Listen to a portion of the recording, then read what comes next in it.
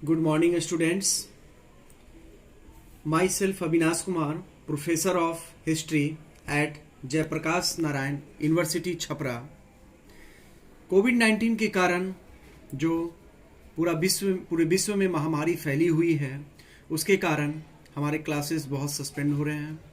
इसको ध्यान में रखते हुए व्यवस्था की तरफ से ये निर्देश आया है कि क्लासेस जो है ऑनलाइन कराया जाए। इसके तहत ऑनलाइन क्लासेस आप लोग को कराए जा रहे हैं ताकि आप लोग इसके माध्यम से अपनी पढ़ाई को कंटिन्यू रख सकें और समय पे अपना सिलेबस पूरा कर सकें। आज हम चर्चा कर रहे हैं बीए पार्ट 1 हिस्ट्री की, जिसमें पेपर 2 की चर्चा करेंगे। हिस्ट्री ऑफ ग्रेट ब्रिटेन, इसमें हमें पढ़ना है 1603 से 1939 ईस्वी तक। इसमें आज जिस टॉपिक की चर्चा करेंगे उस टॉपिक का नाम है Gladstone Disraeli social reform and imperialism. Gladstone ने सामाजिक सुधार की दिशा में क्या क्या कदम उठाए ब्रिटेन में और उस सामाजिक सुधार का क्या प्रभाव पड़ा। डिज़रायली का ये क्वेश्चन एग्जाम में ऐसे भी पूछ देता है कि डिज़रायली की गृह नीति क्या थी, या घरेलू सुधार क्या था, या सामाजिक सुधारों की वर्णन करें। तो ये सब में एक ही टाइप का क्वेश्चन लिखाएगा। डिज़रायली ने जो सुधार किए, सामाजिक सुधार, वो एक काफ़ी क्रांतिकारी सुधार था, क्योंकि इन सुधारों के माध्यम से हम देखते हैं कि इसमें समाज के जो मूल धारा से जो लोग मजदूर लोग, गरीब लोग कटे हुए थे, उनको समाज के मुख्य धारा में लाने का प्रयास किया। ये सारे सुधार डिज़रायली ने अधिनियम बना के किए। और ये जो डिज़रायली का सुधार था वो सोशलिस्ट था, यानी समाजवादी विचारधारा पर आधारित था। समाजवादी विचारधारा के अंतर्गत हम देखते हैं कि उत्पादन यानी प्रोडक्शन पर सामाजिक अधिकार, सोशल ऑनरशिप होता है, जिसके अंतर्गत वर्कर या मजदूर अपना प्रबंधन स्वयं करते हैं। अर्थात इसमें फैक्ट्री पर राज्य का नियंत्रण होता है। बैंक, अस्पताल, हर चीज़ राज्य के अंतर्गत होता है, यानी राष्ट्रीय संपत्ति के अंतर्गत। क्योंकि इस विचारधारा के अंतर्गत, सोशलिस्ट विचारधारा के अंतर्गत सभी व्यक्ति समान रूप से माने जाते हैं इनकम के आधार पे। डिज़रायली भी इसी विचारधारा से प्रभावित होकर इंग्लैंड में गृह तथा सामाजिक सुधार किए, जिससे मजदूरों को या गरीबों को समाज की मुख्यधारा में लाए गए। उसके द्वारा किए गए कई सुधार हैं जो इस प्रकार हैं। जैसे पहला है, जो सबसे ज़्यादा क्रांतिकारी सुधार है, राइट टू वोट यानी मताधिकार का विस्तार। मत देने का जो अधिकार दिया गया, तो राइट टू वोट जो दिया गया वो मताधिकार, यानी तो किसी को भी अगर आप जब तक राइट टू वोट नहीं देते हैं तब तक उसका नहीं लगता है कि मतलब उसके देश में कोई हक है।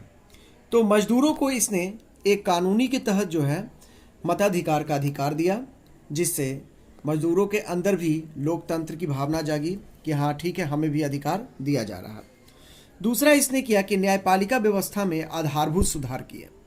लाइसेंसिंग एक्ट 1874 के द्वारा न्यायपालिका व्यवस्था में सुधार लाकर जो लोग न्याय में से पीड़ित थे या न्याय सही समय पर नहीं मिल रहा था, उनको न्याय देने की दिशा में एक ठोस कदम उठाया गया। फिर तीसरा कदम इसने उठाया, सामाजिक बुराई के अंतर्गत शराब खानों को कानूनी रूप से रेगुलेट किया गया।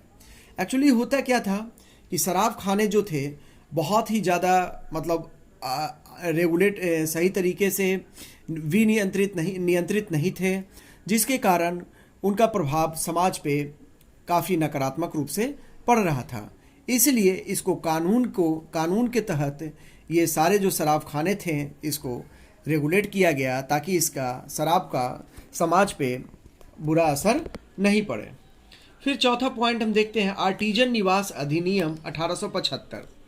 इसके अंतर्गत क्या किया गया, शहरों में जो मकान विहीन लोगों थे उनको, ऐसे हम देखते हैं कि इंडस्ट्रियल रेवोल्यूशन जब होता है, औद्योगिक क्रांति जब होती है ब्रिटेन में, सर्वप्रथम औद्योगिक क्रांति ब्रिटेन में, इसके पहले वीडियो में हम चर्चा कर चुके हैं कि सर्वप्रथम जो औद्योगिक क्रांति होती है ब्रिटेन में, तो औद्योगिक क्रांति के कारण बहुत सारे शहरों में पर्यावरणीय समस्याएं उत्पन्न होने लगी। जैसे मजदूरों को रहने के लिए निवास की कठिनाइयां होने लगी, उनको बहुत छोटे छोटे अनहाइजीनिक कंडीशन में रहना पड़ता था, एक कमरे में कई मजदूर रहते थे। तो इस तरीके से उनकी जो लिविंग स्टैंडर्ड ऑफ लिविंग था, वो लिविंग स्टैंडर्ड था, वो बहुत ही लो क्वालिटी का हो जा रहा था।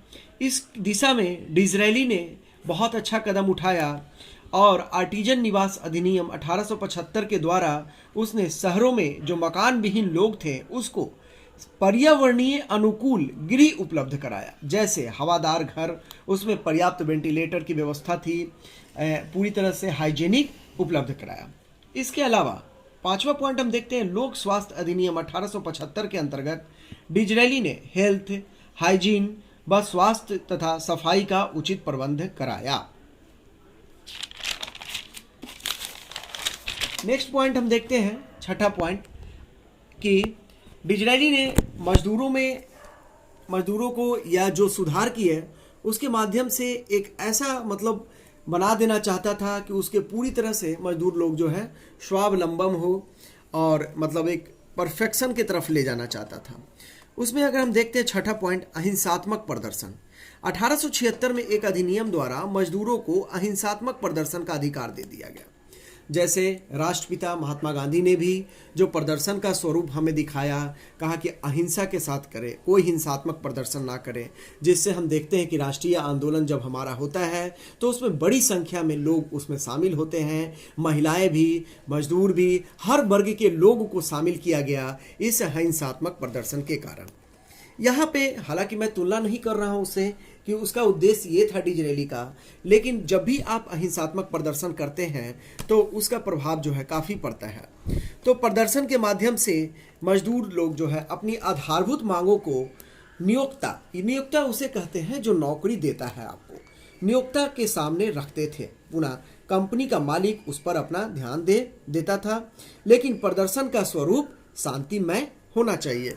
तो इस तरीके से ये सुधार भी काफ़ी क्रांतिकारी था। इसके अलावा हम देखते हैं अचल संपत्ति अधिनियम 1875। अचल संपत्ति उसे कहते हैं जो आपका एक जगह अस्थायी हो, जैसे जमीन वगैरह है तो वो अचल संपत्ति में आती है, आपका पैसा है तो वो चल संपत्ति में आती है।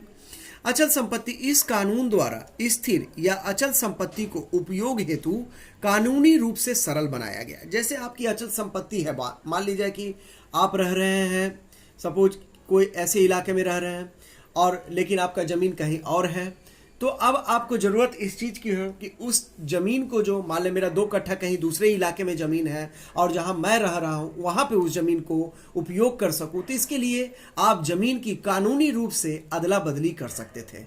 यानी कि अचल संपत्ति का जो कानून था उसको बहुत ही फ्लेक्सिबल बना दिया गया, बहुत ही आसान बना दिया गया, ताकि हर ज़मीन का, हर अचल संपत्ति का उपयोग किया जा सके।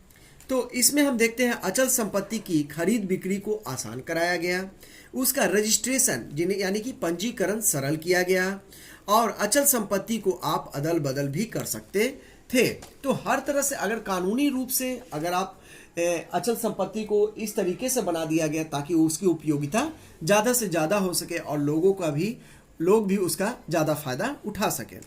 फिर हम देखते हैं कि 8वां पॉइंट है, कृषि होल्डिंग अधिनियम 1878 द्वारा गांव के मकानों की आधारभूत समस्याओं का समाधान किया गया। जो गांव में बहुत सारी मकान थे उसमें जो इंफ्रास्ट्रक्चर क्या क्या प्रॉब्लम आ रहा था उसमें दुरुस्त किया गया। 9वां पॉइंट है, व्यापारिक जहाज़ों को रेगुलेट किया गया। एक्चुअली होता क्या था, जो मर्चेंट शिपिंग था, जो जहाज़ थे, मर्चेंट शिपिंग अधिनियम के द्वारा डिज़रायली ने जहाज़ों पर लदे हुए माल के वजन को विनियमित किया, यानी माल के वजन को रेगुलेट किया, अर्थात जहाज की क्षमता के अनुसार। मान लीजिए जहाज है, उसकी क्षमता अगर 50 टन लादने की, आप उस पर 60 टन लाद देंगे तो जहाज क्या होगा, डूब जाएगा, जिससे आपकी राष्ट्रीय संपत्ति डूबेगी और ओवरऑल देश का नुकसान होगा। तो ये व्यापारिक वस्तुओं के वजन को सुनिश्चित किया कि ठीक है, जितना इसकी क्षमता है वजन ढोने की उतना ही आप इस पे वजन लादेंगे, और इस प्रकार से उसको रेगुलेट किया। फलस्वरूप जहाज के अधिक वजन होने से पानी में जहाज के डूबने की घटना में कमी आई और इससे राष्ट्रीय संपत्ति भी बचा। नेक्स्ट है फिर 10वां पॉइंट है, ट्रेड यूनियन अधिनियम को मान्यता दे दिया। ट्रेड यूनियन मजदूरों के लिए बहुत इंपॉर्टेंट एक अस्त्र होता है जिसके माध्यम से वो अपनी मांगों को अपने नियोक्ता के सामने रखते हैं। आज भी भारत में बहुत सारे ट्रेड यूनियन हैं जो अपनी ज़रूरत की चीज़ों को अपने नियोक्ता के सामने या सरकार के सामने रखते हैं। उस दिशा में समाजवादी सुधार की दिशा में डिज़रायली ने इंग्लैंड के मजदूरों के लिए एक ठोस कदम उठाया। इस अधिनियम के अंतर्गत मजदूर निम्नलिखित कार्य कर सकते थे। पहला ये था, अहिंसात्मक एवं शांतिपूर्ण प्रदर्शन का अधिकार उन्हें था। हड़ताल करने का अधिकार दिया गया ट्रेड यूनियन अधिनियम के माध्यम से। फिर अपनी स्थिति में सुधार हेतु आधारभूत मांगों को मांगना, जो बेसिक डिमांड था उनका, उस चीज का डिमांड करना। फिर नेक्स्ट पॉइंट है आयातित पशुओं को मारना। इंग्लैंड में बहुत सारे पशु विदेश से लाए गए थे। वे अलग अलग जलवायु के होते थे। इस जलवायु एवं वनस्पति के साथ उनका सामंजस्य नहीं हो रहा था। पुनः इन पशुओं में बहुत सारे रोगग्रस्त थे। फलस्वरूप इंग्लैंड के पशुओं में बीमारी महामारी का रूप ले रही थी। इसलिए डिज़रायली ने महामारी रोकथाम अधिनियम द्वारा इन सारे आयातित पशुओं को मरवा दिया। एक्चुअली हो क्या रहा था कि अगर उन सारे पशुओं को नहीं मारा जाता तो उससे क्या होता कि वहाँ के जो देसी पशु थे वो भी खत्म हो जाते। तो उन देसी पशुओं को बचाने के लिए या उनको बाहर से जो आए पशु थे, जिसको आयातित पशु कहते हैं, उसको संक्रमण से बचाने के लिए यह जरूरी था कि बाहर से आए हुए पशुओं को मार दिया जाए। तो ऐसा काम उसने किया जिससे पशु संरक्षण, वहाँ का देसी पशु संरक्षित हो सका। अब उपर्युक्त सुधारों के अलावा हम देखते हैं कि डिज़रायली ने निम्न अन्य सुधार भी किए, जैसे शैक्षणिक सुधार देखेंगे, स्वास्थ्य व सफाई के क्षेत्र में नए कानूनों का समावेश किया, धार्मिक पूजा स्थलों में नए कानूनों का समावेश किया। शैक्षणिक सुधार के अंतर्गत हम देखते हैं कि कैम्ब्रिज तथा ऑक्सफोर्ड विश्वविद्यालय की शिक्षा व्यवस्था में गुणवत्ता लाया गया। तो विश्वविद्यालय में क्या क्या आधारभूत कमियां थी, उन कमियों को दूर किया गया ताकि हमारी शिक्षा व्यवस्था, उच्च शिक्षा व्यवस्था में सुधार हो, बेसिक बुनियादी सुधार हो, उसके लिए किया गया। धार्मिक पूजा स्थलों में भी जो चर्च वगैरह थे उसमें भी कई तरह के सुधार देखते हैं।